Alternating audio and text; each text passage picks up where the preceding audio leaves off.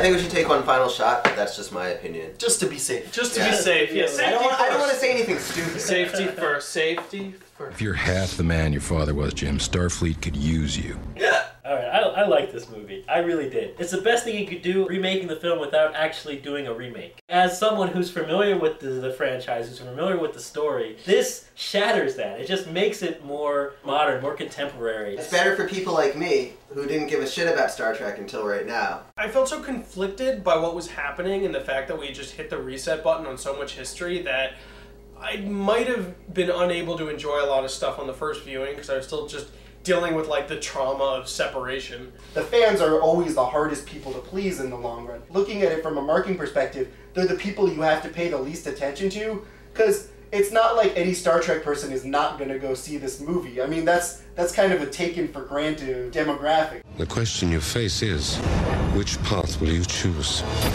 This was pretty much a straight action film. Oh yeah.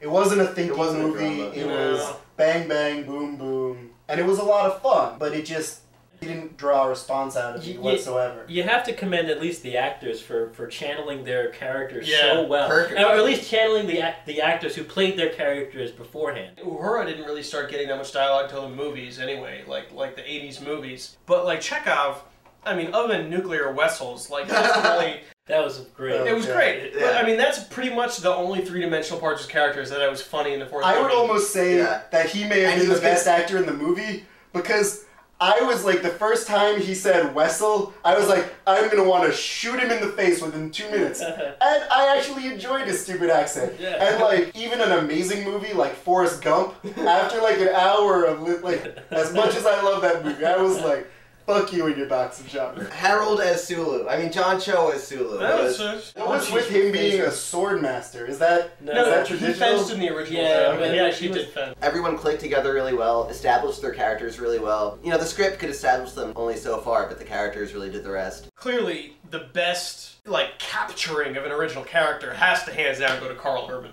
Yeah. Who played Bones. That was amazing. Also, one of my biggest kind of complaints, he really was barely in the movie. I mean, as much as Next Generation and the other series were really ensemble casts of like 8 main characters, the original Star Trek was 3 main characters and a bunch of sub-characters. Those 3 were Kirk, Spock, Bones. In this, there was a lot of Kirk, Spock getting to know each other kind of back and forth, but the whole Bones, Spock angry at each other, playing off each other, and then Kirk being the mediator, like that 3 triangle. They haven't gotten to that relationship yet. But they didn't even start it in this. They just said, look, we got too much to deal with. Yeah. We've got 8 people's origin That's stories. fine. We'll deal with it next one. But that's what I was Better to looking forward leave the it most. than to do it badly, right? Yeah, exactly. Let them have time to flesh that relationship out. There's that weird scene where what is it? The captain.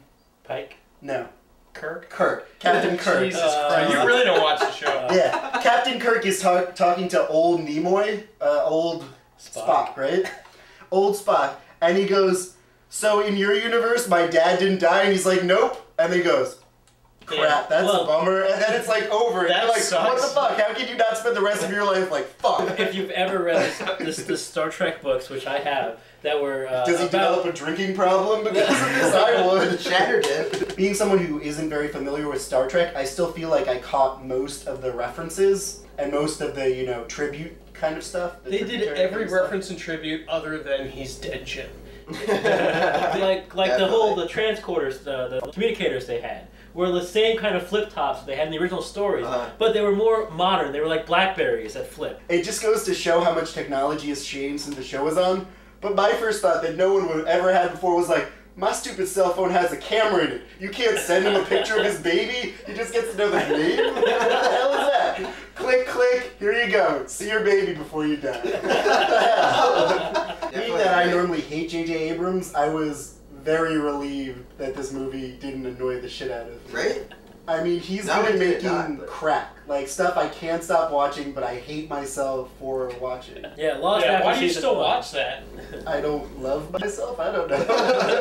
But here's another thing. If you can make black holes, I'm pretty sure a black hole anywhere near a planet will destroy a planet just as well as one at the center of a planet. Yeah, you don't really have control of the center of the planet. It's a lost cause criticizing technology in sci-fi movies. I mean, even aren't, like, laser guns pretty much completely nonsensical. The only time a laser gun was ever done Was right Firefly, was yeah. Firefly when they had the rodeo shootout. Hey, they're not laser guns in Star Trek though. They're phaser guns, Phasers. right? You know, It's it's plasma. very different. It's That's plasma a they're pH. shooting, not lasers. The pH is for fantasy, spelled in, Totally in a very different. fancy way. God. It rhymes with laser. It's a fucking laser.